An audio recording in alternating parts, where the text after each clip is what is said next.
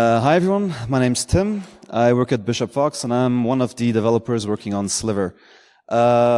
This is a very improvised talk, so please bear with me. The slides were only made yesterday, but let's talk a bit about Sliver. So, Sliver is one of the well-known C2 platform used by red teams. Specifically, it's the type of tool that you use in a security assessment that requires stealth, where you need to evade detections, try to stay under the radar, and slowly move your way across your target's environment. Let's talk a bit about an assessment I had a while ago. As we typically do in these, we started with looking at their external perimeter.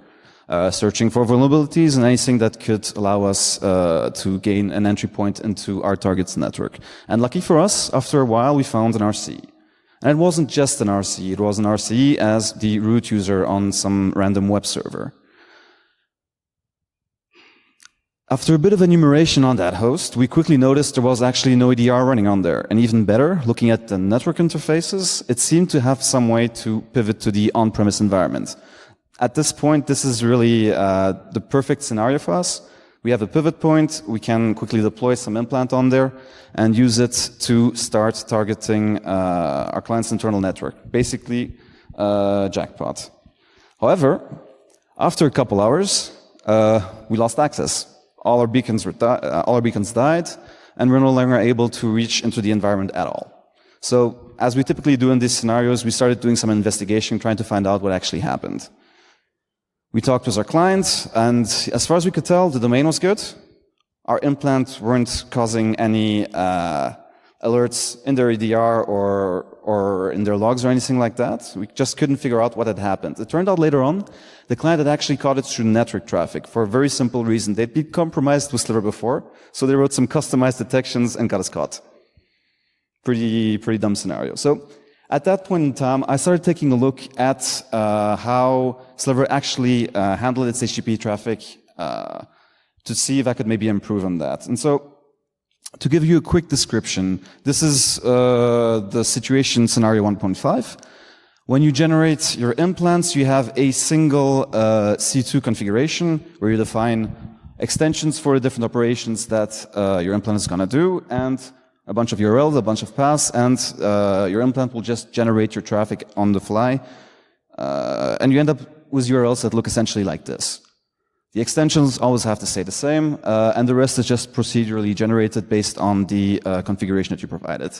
The configuration is going to be the same across all implants for that Sliver host, which means that over time, you're going to see a lot of requests going to .js. Why? Because that is the one used for pull requests. Essentially, every time the implant is looking whether there's a new activity to run, it's going to call a .js URL, which ends up generating a lot of very predictable network traffic. And so, the other thing that you have is, by default, you have this little URL parameter. This is actually an encoder ID, so it's used to determine what method the implant used to hide the data it's exchanging with its backend server. In this particular case, for example, it's using an English language encoder, which is essentially data encoded in the lengths of the different words that you're seeing here on the screen.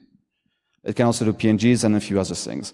But the problem is you always have the single ID. So if you start adding all of this up together, you start getting to a situation where it's actually possible to write some detections for this particular network traffic. And so I spent the last 6 months essentially trying to address these problems, allowing more flexibility in the implant by removing the need for specific extensions, making sure that the content type actually matches the request. Like if you look at this here, we're calling it JS file, but this is actually random English, or it could be a picture or anything else. And finally, also removing the need for that encoder ID, allowing to hide it in other places, like for example in cookies or inside the URL instead of a random parameter. So what you're seeing here is the latest release as of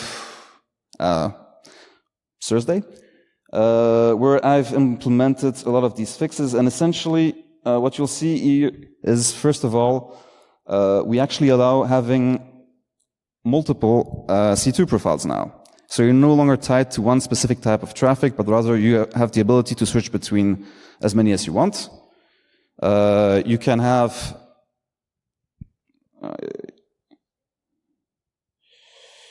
here we go.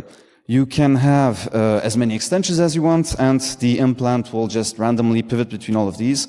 And for each extension, you will have specific types of encoder that are specified, which allow you to tie the right content type to the right network traffic request and kind of avoid that small discrepancy there. And so essentially, when you generate your implant, you now just specify whichever C2 profile you want it to use. And once it starts running, we'll have a look at the logs here. You can see that it now no longer has that URL parameter, because in this particular case, it's hiding it inside of the URL. It's randomly switching extensions as it goes on, which makes it a lot more difficult to fingerprint using the methods that the client had used in that assessment I mentioned earlier.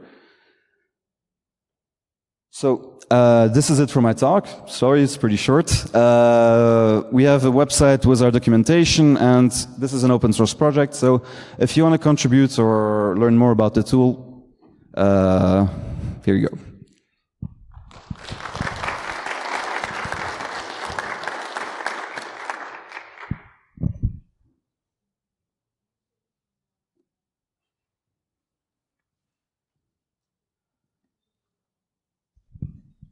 Hello, thanks for your talk. It was short but great.